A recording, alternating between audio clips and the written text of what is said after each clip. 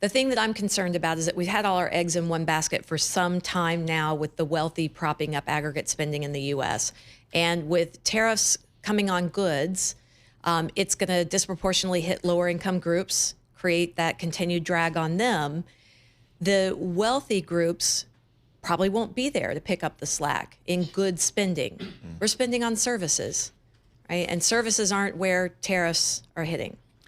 So in 2025, I know one of the themes, and you guys think about the big themes out there that could be moving the market, and we did not see it necessarily in this jobs data, but if you're going to have tariffs, potentially a negative impact on growth, economic growth, maybe an impact on inflation moving higher.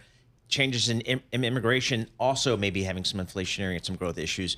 When do you think we'll start to see that in the data? Is that a second half of 25 issue? Yes, I think depending on, which I don't know what's going to happen from day to day, hour to hour, minute to minute. Exactly. But depending on when tariffs are put in place, and we know already they're coming through from China, the reason why the Fed has to remain data dependent is because tariffs fall here, there, and everywhere.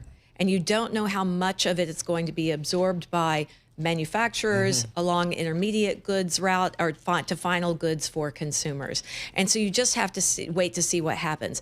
I suspect that households in the U.S. are not indiscriminate buyers here, that we do have a degree of price tolerance, and that you are going to get a hit to aggregate demand. And as a policymaker, you should look through that, the price effects, because eventually they're going to come off because demand is going to be lower. So for the Fed, the big question now, and I guess for all of us in the economics community, is that terrible word stagflation. Yep. Does the inflation come before the stag or the stag before the inflation? Your claim, away from the 3 zip code focus of this show, Manhattan, Wall Street, all you have to deal with, frankly, at Morgan Stanley, is the charm of Austin, Texas, entrepreneurial Texas, and your work at Colorado, Denver. I mean, you're not from here.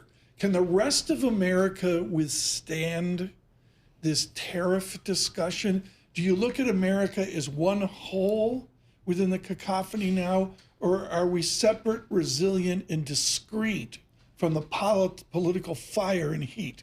No, I think that tariffs are something that hit very broadly. Now, obviously, you've got states that are going to be much more heavy importers for intermediate goods. And so I'm thinking of my state like Texas is more exposed there than, say, New York. But it will impact businesses of all sizes everywhere, and especially small and medium businesses cannot absorb the cost increase as much as large multinationals. Look at the New York Fed survey that came out earlier this week and noted that businesses in its region across services and manufacturing were expecting cost increases. And then you read the comments within the survey from that survey and the ISM manufacturing survey, and there's complete uncertainty about the supply chain impacts and where and how do you absorb those costs. And it's uncertainty itself. Yep, that's right. They can start dragging down the economy before tariffs actually hit. So given that background, would our Federal Reserve say, let's do a preemptive cut? No. No, okay. Absolutely not. So they're going to wait to see the hard data. Yeah, and the data's not rolling over. Look at the payroll report today. It's not rolling over.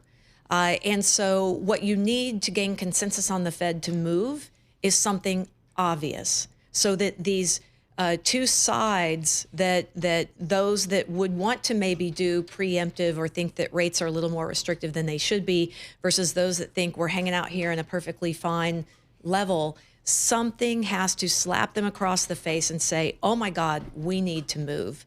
And something like today's payroll report or what we're expecting on inflation prints is not going to do that.